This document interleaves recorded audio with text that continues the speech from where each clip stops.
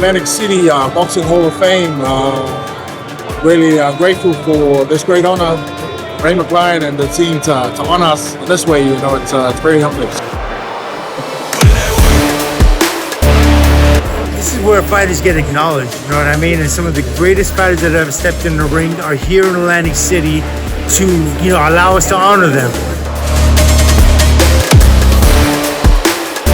It's probably the best Hall of Fame that I've ever been to. Indeed. That I ever attended. And I've been to a lot of them, so I look forward to coming back next year.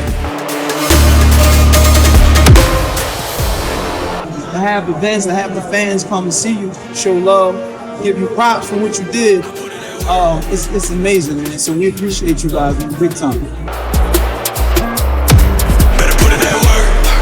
Man, it's awesome. First of all, it's awesome to meet such great people. And then to be here invited by Ray McLean. Ray McLean's a classic guy, great guy. Been on each other now about 22 years now. Wow. First time I got here because I've been so busy before. Indeed. But I had to be here for it. This is my third year, Soldier. I had a ball every year. I promise you, Indeed. Indeed. Yes. He's a great dude. I love what we're doing this. Every year it's getting better and better. That's an important thing. I want him to be top Hall of Fame. King.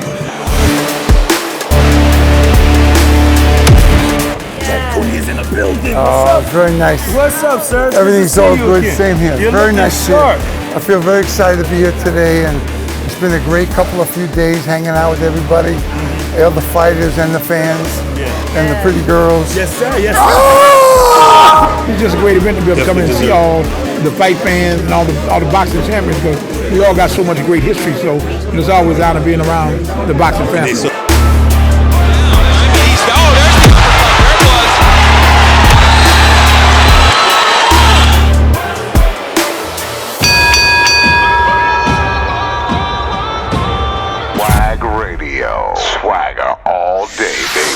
Yeah. You know who it is. It's your boy Trainers on the Black Knight, a.k.a. Ashy Knuckles. But listen, these knuckles ain't nothing compared to the knuckles we're about to talk to. One of the greatest fighters of all time, Michael, second to none. What's up, champ? Oh, you got it, my man. I'm just sitting back, relaxing, man, waiting to, talk to you guys. That's what's up. That's what's up. This is a true honor and a pleasure. You are truly like one of my favorite fighters of all time. You consider what they call the classic fighter. The classic fighter. What does that really mean? Does that mean that you the footwork, both hands deadly? What is that? I think it's a combination of all those things you just named. I just wanted to be the best I could possibly be, and I thank God for blessing me to be able to do things I've done, and thank you guys for supporting it. Indeed. I've heard some fighters say, I felt like I was fighting 2 or 3 people in there. He was all over the place. I couldn't get away from him. So that's the name of the game. Indeed. So your boxing record is extremely impressive. What you got? 58 wins and 38 by knockout. That's beautiful, yes, man. That's beautiful.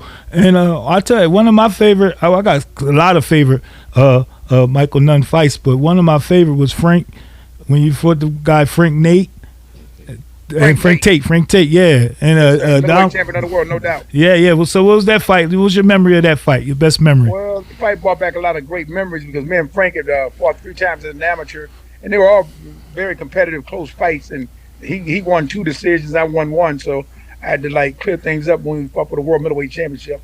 Frank's a dear friend of mine, and hope he's doing well. Indeed. And then Donald Curry. Oh, Donald Curry, another great friend and another great fighter. These are Hall of Fame guys, man. I mean, beating these guys wasn't easy, and that showed me that I was supposed to be in the right place by beating guys like Frank and Donald, because they both had such great resumes and they're great fighters. Great dude. So it definitely wasn't no fluke. You know what I'm saying? No fluke. No doubt about it. You just don't beat guys like that on flukes. They're so calculated, so good that you got to be a special day for you to be able to beat them, because they're both exceptional fighters and they're both world champions. So does that tell you they're already at the top of the food chain? So they were definitely great fighters. You had some fighters that's like they got one trick pony. They probably don't have all of the weapons and the tools, but you possess them all, like for real, like the foot speed, the both hand power, punching power in both hands. You know how to make the ring smaller for people. You adapted to a lot of different styles and everything. So was that just your training, and or did you just really study like everybody? Well, I studied, but I got to calculate my trainer in this thing as well because he was there every day, 6 days a week, making sure I was doing the right things to be able to go out on fight night and be able to perform and to have great performances like that. So you got to definitely throw the trainer in there. Just the way that we was trained and the way we was taught. You do things 5-6 days a week. You get good. You know what I'm saying? I mean, it's practice. Indeed, practice. Right. Repetition. Well, that's what it's all about, man. And I got to give a lot of kudos to my trainer because he was on the job like 24/7, making sure not just me but the rest of the guys in the crew that was always just doing the right thing because we was fighting, and when you fight, you want to fight and be your best. I don't want to be no halfway fighter. Right. My motivation was to be a world champion. The only way I could be a world champion, I would have to look good and be good, not just on some nights, every night.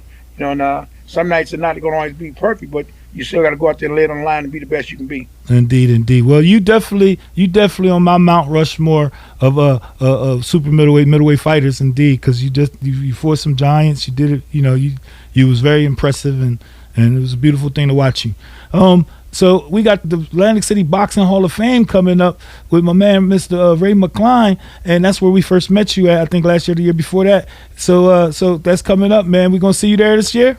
You're gonna definitely see me there. Looking forward to get back to AC. When I get to Atlantic City, when I get to the East Coast, it's usually to Atlantic City to raise Atlantic City Boxing Hall of Fame. It's always fun. It's always great getting on the East Coast, getting a chance to see a lot of just the fighters, the fans, and just the people, you know what I'm saying? And then the audience of it is always great, and I'm really looking forward to going to Atlantic City next month. Indeed. Be there with all you wonderful people, man. You, Ray, and the rest of the crew. Yeah, man, the 9th annual, man. It was. I hear so many fighters, so many trainers, cutmen, whatever.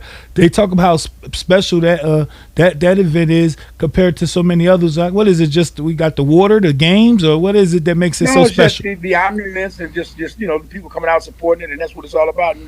It'll grow and grow. And just as the years go by, I think this is like the 9th annual. So every year you want it to get better, man, because every year you want more people to come out, support it, and just come support the fighters and come support the event and just come have a great time, man. That's what it's all about. And it's a beautiful thing that the fans could get up and close with you guys and really talk to you, take pictures, and it's just a beautiful thing for the family. And that's what I like. It's very family friendly. Something for the whole family could come and enjoy. And that's what it's about. Whenever you come to the Atlantic City Boxing Hall of Fame, it's always open like that. It's like a family event. And people come out and have a great time. And I know the fighters love it. And the people that are involved with it, Ray and his crew and everybody else is involved. But, I mean, the fighters really love it, man. It gives them a golden opportunity. Especially, I live on the West Coast, so I get a chance to come to the East Coast and be able to, see people that I don't see, not just the fighters, the fans, and just people in general. So it's always wonderful for everybody. Yeah, and there's a beautiful lineup this year too. It's always a great lineup. Yeah, when I seen the lineup a couple of weeks ago, I think that they had posted the guys that was going to be there. It's going to be phenomenal, man. So many just great fighters going to be there, and there's a lot of guys I haven't seen in a while, so I get a chance to see. So that's the blessing, and kudos to Ray and his crew for putting that together. Yeah, man. Junior Jones, Bert Cooper, so many people, Lennox Lewis. That's crazy, man. It's going to be fun. It's going to be fun. I'm super excited. It's always a pleasure. It's always a pleasure to talk to you, see you, brother. So it's going to be just a beautiful, beautiful weekend, man. So I'm excited. I'm excited. They do really well putting this event together, man. Him and his whole team, Ray and the whole team, man. It's a great job. Well, teamwork makes the dream work. Yes, sir. So what fighters are you really following these days that you really follow their career? Believe it or not, I've been following Canelo for a while. Him and Crawford's got the big fight coming up in the next few weeks, and I'm very excited about that fight because it's going to be a great matchup with two of the best fighters in the world. It's going to be one of the biggest fights of the year, so it's going to be great. But there's a few guys that I like, I like, Tank Davis. I like, what's his name, In a Way.